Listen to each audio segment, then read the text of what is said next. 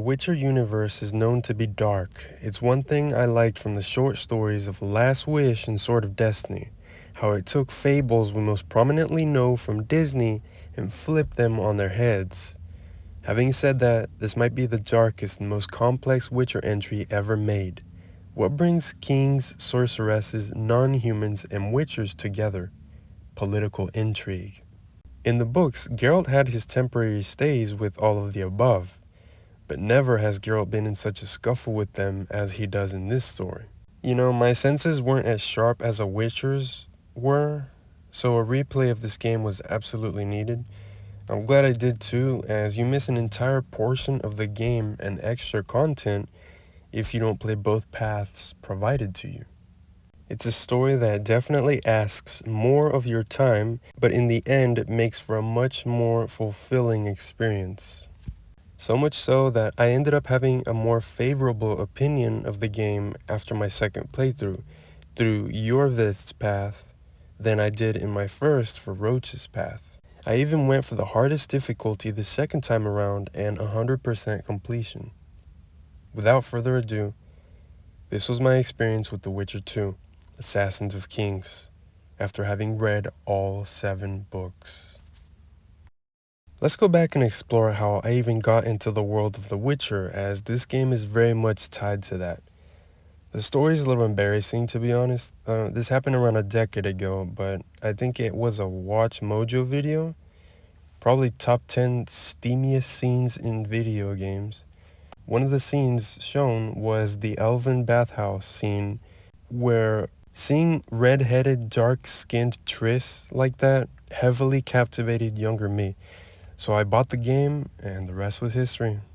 After I played that and finished The Witcher 3 twice, but it wasn't until around 2017 when The Witcher show for Netflix was announced that I read the books in preparation. And that's when I became a fan of this world and its characters.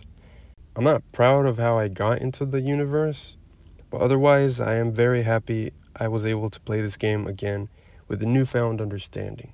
Now, of course, Triss is nice and all, but she's no Yennefer of Vengerberg. So much so that on my first playthrough, once Geralt finds out about Yen from Kieran, I abandon Triss as much as I can.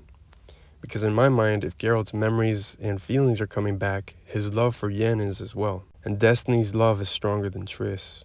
Though that's the beautiful thing about CDPR's Geralt, is his customizability. Even if he gains his memories of the life and events he lived in the books, that doesn't discount the events after the fact. Or maybe it does. The choice is yours. Let's talk about my first walkthrough. Not the one I had when I bought the game, but the first one from my 2 recent replays. I chose Roche's path, and this feels like the path the game wants you to choose first. It's definitely the more cynical and brutal path. Roche is not a very likable character, and when the time comes to give Iorveth his sword, I did. He came willingly and sounded reasonable, so I couldn't leave him defenseless. Give him honor, if nothing else. Of course, ultimately, I helped Roche take down Loredo because I wanted to honor Foltest's memory. Roche at this point, while unsavory, is one of the few people Geralt can trust at the moment. And finally, Loredo is a scumbag who deserves justice. Iorveth just wasn't someone I could trust yet. We were barely acquaintances, and Roche had a better chance of leading me to the Kingslayer, and was a much more valuable ally being a Temerian spy leader. One could say I was right, because the next person Geralt meets is none other than King Henselt himself. Though both paths really are just which story and set of characters suit your Geralt better. Because Letho isn't even revealed until the 3rd act. With Roche's path, you get great moments though, like solving Sabrina Glevissig's curse upon Henselt. Yes, that's Sabrina from the books, the uptight but charming sorceress from the lodge. She curses Henselt after he orders her burned at the stake for incinerating a large chunk of Erdenian, goodness, and Kedweni forces, but pretty much wiping out the Dunbanner regiment. Yep, that Dunbanner from the Battle of Brenna from Lady of the Lake. This took place in the 5 years between that book and The Witcher 1. I love when lore is added to time gaps like this because it shows the natural passage of time, and killing off a book character drives the point further. Another character you meet from the same book is Adieu Pangrat, Non-book fans will just see him as another arm wrestling opponent, but last I remember he was asking Pretty Kitty's hand in marriage, something that is actually referenced when you and Roche defeat him. I think he has a much better fate in Iorveth's path, but I'll talk about that when I get to it. With the help of Death Mold, you get to experience one of the coolest segments in the game, getting to confront Ox and Ferret, the other would-be Kingslayers. They ambush Geralt and Henselt while they're in the king's tent. Something I find so funny is they always show up at their target with Geralt there.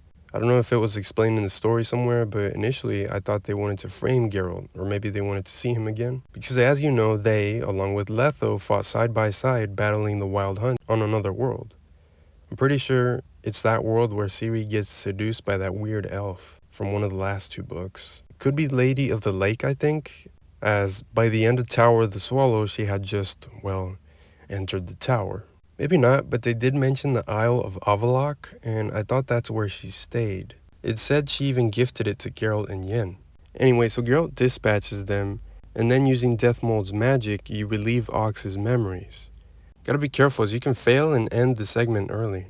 If you succeed, you get rewarded with being able to battle Geralt at the end, which I literally never knew until I reloaded the save to get the achievement. There is a quest that's unique to each path, but it has similar moral dilemmas and a powerful choice of fate given to the player. For Roche's path, you get to choose whether a specter or a man are guilty. To be honest, with how many times the books show humans being more evil than the scary looking creatures and Geralt slaying more humans as a result, I gave the specter the benefit of the doubt and told the man about it. He ran off, got killed, and the specter laughed at me as she summoned a bulwark I had to slay. So yeah, I failed that quest. To conclude with Henselt's camp, I'll just say there's a great soldierly atmosphere with drunk humans fighting in a tournament and uncovering a plot against Henselt, symbolized with fish-labeled coins. But that part was confusing to me after discovering Roche formulated the group. Like, was it as simple as Roche wanted Henselt gone for good? That sucks because in the revolt I spared him. We came all this way to hunt down a Kingslayer, not become one. 2 rulers dead in the span of just a few months is more than enough. He does dish out his anger on Death Mold through the bloodthirsty Farquaad. Moving on to the third and final act, you get to explore an old and abandoned vein of what was once home to lizard people. I don't recall any of the books mentioning them. Could be from the short encyclopedia notes you find at the end of each chapter, so I don't remember. You get a cool Vran sword though. If you thought the politics were heavy before, they take full swing here. You have to choose between 2 nobles to take the Temerian throne and save a little girl for royalty down the line. This is another moral dilemma like always, so just choose your lesser evil. For me, it was Kimbolt, simply because he seemed more capable of ruling, but I think there is that caveat that he may marry Anais. That's just how the continent is. Hopefully he backs off like Amir did. You also go on this little quest to save the girl's babysitter and Roche's friend. If it felt out of place, well, that's because it wasn't added until a year after the game's release through the Enhanced Edition. After that is the summit, and because I once again neglected Triss like I said I would, every maze in Loc Muinne was persecuted and massacred. This is where I believe the game has a third path besides Roche and Iorveth, and that's Triss. You can make small choices throughout the game that mean you favor her, like the Rose of Remembrance, telling Roche you're bound to Triss, and the third act saving her. For either playthrough, I didn't choose her because I had to save Anais and Saskia, but I did reload a save and have one saved where I did. Anyway, I saved Sheila because I really liked her throughout. Not as warm as Triss, but not as cold as Philippa. Their banter in the Karen fight at Flotsam was lovely. Plus, after I did, she told me where Yennefer is. I saved the dragon because, of course, and when I confronted Letho, I killed him. Sorry, but just because you want to rebuild your school doesn't give you the right to slay kings all of a sudden. He was a good villain though. Reminded me of Thanos, this unstoppable, bold force drastically changing the tide of the land. Okay, so now let's talk about Iorveth's path, aka my second playthrough. This one definitely felt more mystical and more hopeful, You interact with non-humans and defend them from unfavorable odds. It's no wonder there's a Lord of the Rings reference in it. Or one of the 20 legendary rings of power would be best. One to bring them all and in the darkness bind them. Right. And then I'll have to run barefooted to the top of a volcano. Iorveth is a much more likable character than Roche. He doesn't sound like a cocky dude bro, and I really wish he had shown up in The Witcher 3. He looks like Buck from Ice Age 3, one of my childhood movies. You know, the badass ferret with an eye patch? One thing I had to do reluctantly was choose to save the elven woman from the fire, letting Laredo live. At the same time, it worked out because later one of them, named the Model, chose to let Geralt in on a little elven wonder. One of the characters you meet is Saskia the Dragon Slayer, another great character, one of the best in Witcher lore. And if you've read Sword of Destiny, she's the daughter of the Golden Dragon villain Trittenmirth. I totally butchered that. One who was hunted by the Reavers you met at the beginning of the game. Geralt and Yennefer were also there. This was adapted to the Netflix show, albeit poorly in my opinion. Sometimes The Witcher feels just small enough for a TV show form, but grand enough for a movie. Anyway, you meet some dwarves, you meet some elves, and then you go with Iorveth to the summit. I don't know if it's just me, but this playthrough felt a lot shorter. Maybe it's because I already read the codex entries and I already knew what to do before from the first walkthrough. And this was on the hardest difficulty, which felt more fun, oddly enough. I thought it was going to be a nightmare, but it's really not that bad. The hardest time I had with this game was Letho's first boss fight on normal, but it's because he caught me off guard. Once you know how to dodge after attacking to avoid his signs and attack when he's mid-sword animation, it's a piece of carrot cake. So for Iorveth's path, the unique moral quest here is one involving a succubus and a man. The difference between this one is there is no definitive answer as to who the culprit is. So again, just choose your lesser evil. I chose the succubus. I know I'm a terrible person, but I wasn't satisfied with the other conclusion. Plus, you get pretty good rewards from a chest. Besides, this playthrough isn't my canon one, poured over for The Witcher 3, so I let Geralt go wild for a bit. There is a quest I completed in both paths because you get a funny trophy out of it. Basically, collect a crap ton of harpy feathers, and this guy will cosplay as Big Bird. Lastly, before the third act, another character unique to this playthrough is Philippa. I said I liked Chile, but Philippa is way more attractive and feels like a very important piece in this game of political chess, being the leader of the Lodge. I admire her confidence and the respect she gives Geralt. Though again, it seems only humans ever treat Geralt wrongly, but even though she comes across as strictly untouchable, she then gets betrayed by her assistant Cynthia, who is later revealed to be a Nilfgaardian, and who will later pay off Geralt for the awkward intrusions at Vergen, at least in my playthrough. She also loses her sight to Radovid the Stern, a kid who I remember from Lady of the Lake.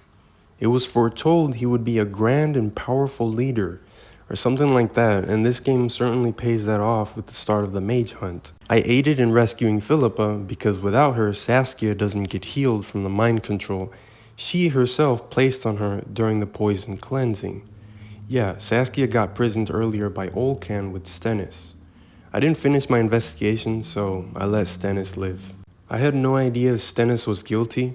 I did find Olcan's notes, but I wasn't quite sure if it was just him or both of them. Oh well. Back to Philippa, we rescue her and she leads us, Geralt and Iorveth, to her house, where the danger is.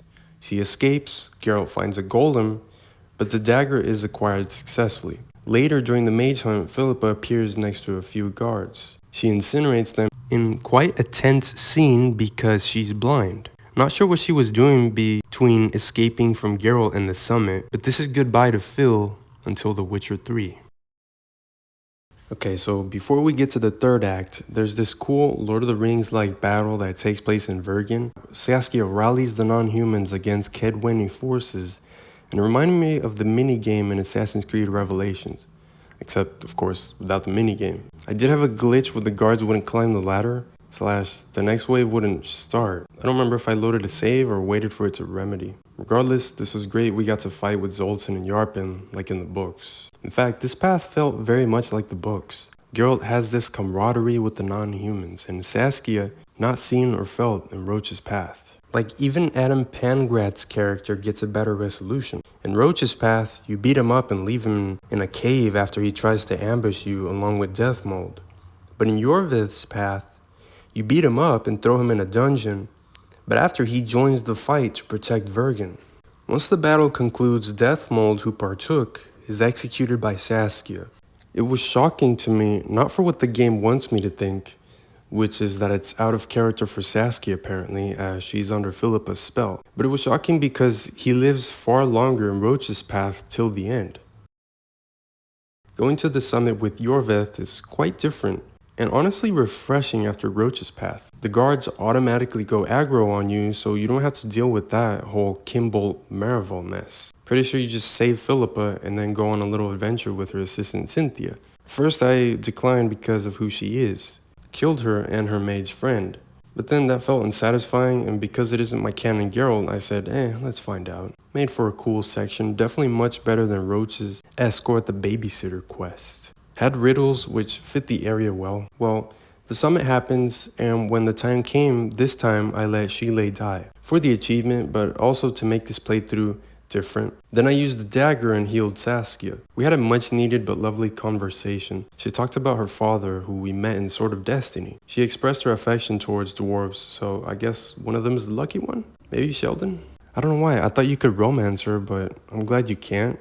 Not all females have to be attracted to Geralt. Also, if Iorveth has feelings for her, that sucks for him. One last thing I want to talk about is that whole Verdun of Erdern thing. That was never explained. The whole Dragon Slayer tale was forged by Iorveth, but what about her being a virgin? Just feels odd is all. But given how sweet she comes off as, I'd believe it. Though if this was the books, that title would be just that, an irony. Anyway, so you finally go with Iorveth to confront Letho. And this time I had a chat and even let him live. What he said was very interesting, I'll give him that. His Viper School, Yennefer's side of the story, and basically revealing it was a mirror all along. You even see Nilfgaard's armies engulfing the north in the post-credit scene. Also, I saved Triss later on a separate save, and on that save, only the guilty mages are persecuted. Don't know if this will have repercussions in The Witcher 3 or not, because I know Radovid and the witch hunt continues there. This ending, while good for the mages, means you abandon either Roche or Iorveth, and Temeria or Saskia as a result. Iorveth is reduced to being injured on a wagon. He's got the dagger that can heal Saskia, but there's no way of knowing if he can or did. Triss says she'll heal him, but I prefer the normal ending and not this one, especially with the fairy tale vibe Iorveth's Path gave. Overall, The Witcher 2 is definitely the black sheep of the franchise. It's brutal, it's pessimistic/realistic, if you choose Roche's Path mostly. Iorveth's Path is a bit more triumphant and heroic. Triss's Path, well, that's just Geralt not being himself. Aside from the middle section in Iorveth's Path and taking down Loredo in Roche's Path, this game didn't feel as adventurous and communal as the books or the other games really. Politics takes center stage here, and characters we knew and loved like Dandelion, Zoltan, Triss, Yennefer, Ciri are either non-existent or thrown off to the side. Of course, in the books, there were many times when Geralt was separated with those who I mentioned, actually probably around 90% of the time, but when he was at least surrounded by characters who were charming, like what The Witcher 1 did. Whew, and that's that. I just read like 8 pages, oh my goodness. So that was that. That was The Witcher 2. Viewed by a book fan. My throat is, wow, that was, oh my goodness, that was the longest script I think since my Brave and the Bold video. Now I'm over here playing The Witcher 3, and I've been taking captures like I did for my Shadow of the Tomb Raider video, where for that video I took like 350 screenshots. I've been playing The Witcher 3 and I've been saving them to my OneDrive, and it's literally full, so The Witcher 3, imagine that's a much bigger game than The Witcher 2. Man, I figure how long that script is gonna be. It's gonna be like, oh my goodness, like 20, 30 pages. Jeez, man, that's gonna kill my throat. I'm gonna have to do that like separately. Wow, all right. But the captures are coming along pretty cool. The photo mode in that game, oh man, that's so cool. So great. And seeing Yennefer in Witcher 3, oh man, it just, in Ciri, dude. As a book fan, Witcher 3 it's coming along really cool. So stay tuned for that. Not anytime soon. I got other videos and stuff, but the Witcher 3 video, maybe I'll do that. Not after this, but in the coming videos. I've got other videos coming up, more DC animated videos, and I want to do a DC EU rewatch since Superman is around the corner. So that'll be fun, at least right now. Jeez, I hope I upload this like somewhere close to the Superman release, the movie. So yeah, goodbye. That was all.